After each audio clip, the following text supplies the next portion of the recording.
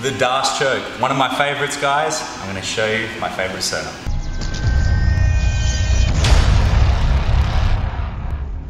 Hey guys, Coach Tom. I'm here today with Reese and we're gonna have a look at the Darce choke. I love Darce chokes. A lot of guys on my mat love Darce chokes. They're super cool attacks. They work regardless of your body type, but certainly people that have more of a lanky physique like myself have a really easy time getting them. But they're a great attack because they're quite sneaky, especially for head and arm chokes. I think they're probably the sneakiest head and arm choke. So if I've got Reese lying down here, we'll have a look today about doing it from side control. I really like doing them from side control, and I like in particular doing them to counter an underhook. So if the guy's a sucker, you can just beat him up, right? But if he's a good guy, you've managed to finally pass his guard, but now he's got an underhook with his far arm. So although I'm in a dominant position, he's got the dominant arm position. So I've got a real battle on my hands. So a lot of people, when they get the underhook like this, you can throw a whizzer in, or you can lay on this hip. It's all good stuff, but he's got a lot of things that he can do with that underhook. So I personally like to throw my whizzer in, my overhook, but not to stop his underhook. I'm gonna let him try to use the underhook and I'm gonna turn it into a Darce. So when Reese has got an underhook here, I actually don't put a lot of pressure on him. So I let him turn up onto his side, which is what he wants, and now is when I'm gonna go for my Darce, and this is how I'm gonna do it. My right hand goes under, and I'm gonna already try to put my thumb behind the nape of his neck.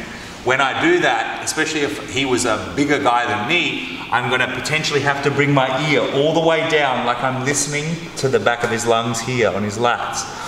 However, his arm is still on this side of my body, which is not only a strong position, but it also means that this deltoid here isn't in this carotid artery. So what we're gonna do now is we're gonna get up onto our hand and our feet, and we're going to move our body and push his arm in. So this is a really subtle thing to do, and a lot of the time you don't need to do much at all. You just lift your body up, and then once his hand on your back drops off, it will be in the perfect position, because I want this humerus bone of his upper arm in line with my spine, right? So once I'm here, I'm now going to get my left thumb and put it between my right peace sign, okay? Like this. And then I make a fist. So once I've got him here like this, I now clamp my left elbow down and I can pull his head in really tight, because he wants to almost finish a deadlift. If he wanted to escape this, he would arch back. So he's gonna lean back like that. See, I can't get my hands together. That's what he wants to do. So obviously, I don't want him to do that. I want him to do this with his spine. So I'm gonna pull in. I put my left thumb in my right peace sign here, and then make my grip and pull.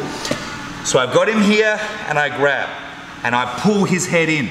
Now that I've pulled his head in, it's absolutely imperative that I don't let his head come back. So once I've pulled his head in, I stop his head, and now I slide my hand through as far as it will go. Once it's as far as it will go, I keep my forearm there and down until now it's my bicep stopping his head. And I lock this arm as high up on his back as my grip will go. Now, from here I can finish. However, guys, I would strongly suggest, if you can, to squeeze it tight. I won't squeeze it tight now because poor Reese will pass out by the time I'm finished explaining myself. But I would squeeze really, really tight, and now I'm gonna switch my base to face his legs, and now step over to mount, and now I focus all of my body weight on the back of his tricep as I squeeze, and I get an easy tap. I really like this one, because if I screw it up, I'm still in mount. If I screw it up from side control, he might escape. So I'd much rather go to mount. So let's have a look at this one again. So he's got an underhook on me. So I gotta put my whizzer in, and now I get up and I move his arm into the middle of my body, like so. So his humerus is in line with my spine. Now I'm gonna push his head as I grab with my thumb in between my fingers and I pull him in tight. Once I've got him in tight, I now slide my arm down while keeping pressure crunching his neck until I can grab my bicep. I lock it up high, I squeeze as I switch my base, I get to mount, and this is the key here. He's still on his side. As I flatten him, his arm gets pushed into his neck and he has to tap. Very easy, right? You don't need to use a lot of strength at all. Let's do one in fast motion, and then I'm gonna show you a bonus setup. So I'm here, and he's got the underhook. So I go here, I come out, I get his arm in, and now I pull his head in tight. Get my lock. Finish.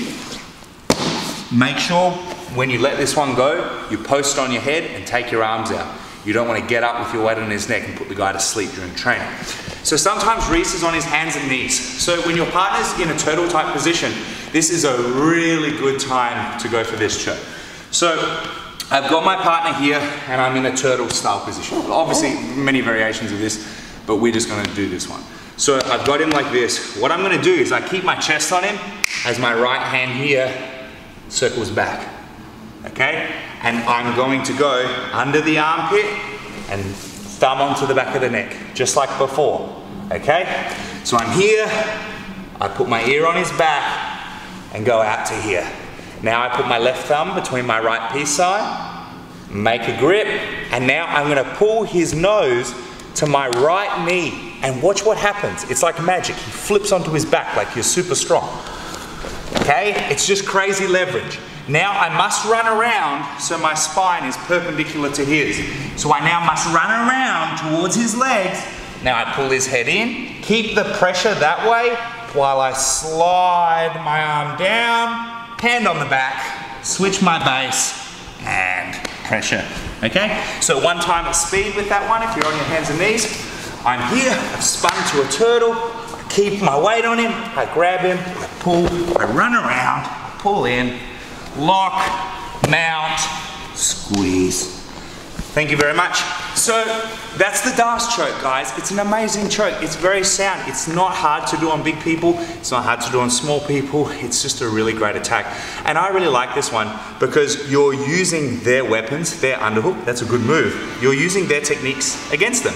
And you're punishing good behavior, which I like because when he's got an underhook, he thinks, man, I'm getting out. I've got an underhook. And that's the very thing you use against him. So it's cool jiu-jitsu in my mind. I hope you guys like it. That's the D'Arce choke. Have fun. I'm Coach Tom. See you next time. Thanks for watching the video, guys. For more videos, click here to subscribe to this channel to get all of our awesome videos. Click here. And if you'd like to have our hour-long series for free on footlocks and how to defend footlocks and leg attacks of all kinds, please click here. I'm Coach Tom, guys. I'll see you next time.